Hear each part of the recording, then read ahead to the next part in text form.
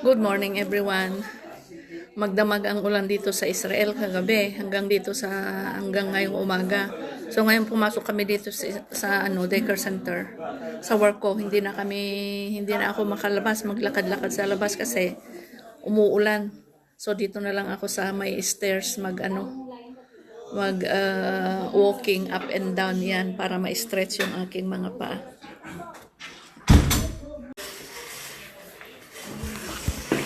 Nakailang beses na akong naglakad pataas pababa. Nakakahingal din. Kaya lang, kailangan talagang kumalaw-galaw. Hindi maganda na nakaupo na lang ako maghapon. At saka, dito sa trabaho, nakaupo kami lahat, mga caregivers. Tapos pag uwi ko, pakakainin ko yung alaga ko. And then, nasa kwarto ako. Nakahiga hanggang alas 5 ng gabi.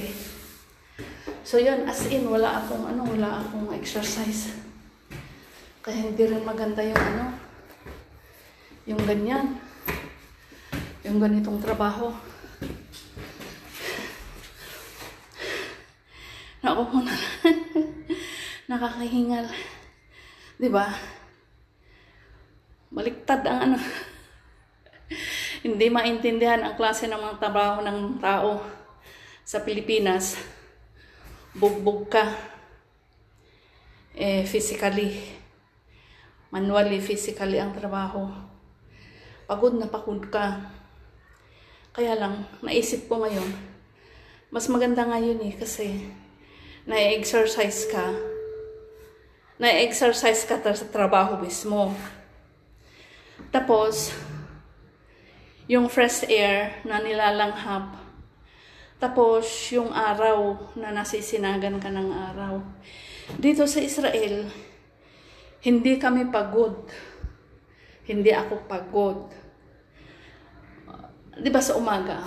Pagkagising ko ng umaga, alas 7 ng gabi. Alas 7 ng umaga pala.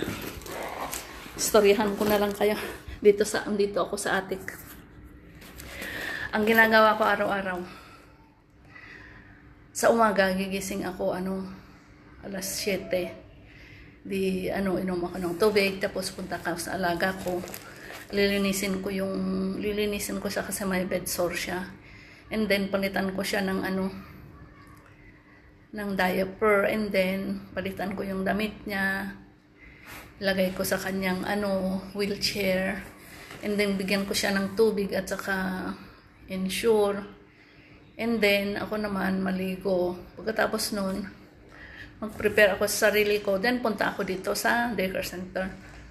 Dito sa daycare center, pakainin ko yung alaga ko. Kasi maraming mga matatanda dito sa daycare center. Marami din kaming mga caregivers. After namin mapakain yung alaga namin, di kakain na kami. Daming pagkain. Kaya ba? Dito lang talaga ako tumaba dito sa trabaho na to. Kahit kailan hindi ako naging ganote hindi umabot ng 80 kilos yung timbang ko dito.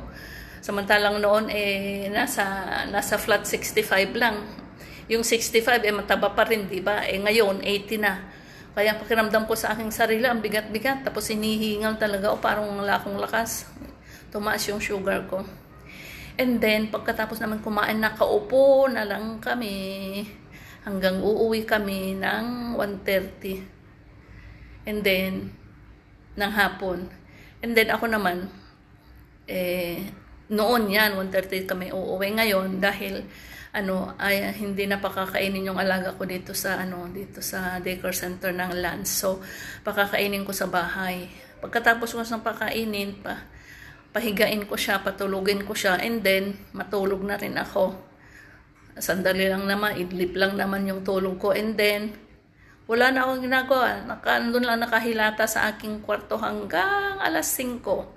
Pagkatapos ng alas 5, bangunin ko yung alaga ko, linisin ko yung bedsore niya, palitan ko yung kanyang diaper, and then pakainin ko siya. Pagkatapos ko siyang pakainin, upo ng 1 hour, punta na naman ako sa aking kwarto, nakahiga na naman hanggang umaga.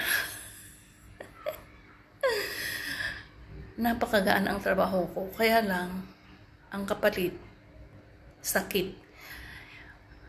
Ano, kailangan talaga ng ating katawan ng exercise, yung movements. Para kasi pakiramdam ko pag hindi ako gumagalaw na ganun, wala akong lakas. Tapos, yung aking laman parang naninigas siya. Yung aking laman, hindi yung aking buto, yung aking laman. Pag pipisil-pisilin ko ng ganun, yung aking laman, lalo na dito sa aking binti, matigas siya. Hanggang pag mag-exercise ako, mag-stretching ako, tsaka na lang siya, lalambot. Kaya yan, hindi rin maganda yung ganitong klase ng trabaho. Maganda kasi nga walang ginagawa. Ang uupo na lang. Ang linis ko naman maaring tanungin nyo, ganyan na lang ba araw-araw? Oo. Nagluluto lang ako ng aking pagkain, ang pagkain ng alaga ko dito sa daycare center. Yung pagkain naman niya ng lunch sa bahay, lulutuin ko yan ng Thursday for the whole week na yan. Ilagay ko sa ref. Ang lulutuin ko lang yung pagkain ko. And then, paano naman ang aking paglilinis? Maglinis lang ako pag maganda yung aking pagkaramdam. Pero pag hindi maganda yung aking pagkaramdam, ay nako. Pero at least, naglilinis naman ako once a week. Yan. Hindi naman totally na hindi talaga ako nagtatrabaho. Thank you very much guys for watching. Naparami na ako ng aking istorya.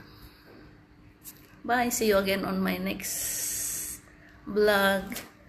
Ito yung aking kasi tumubo na naman yung aking white hair. Yan. Ayan.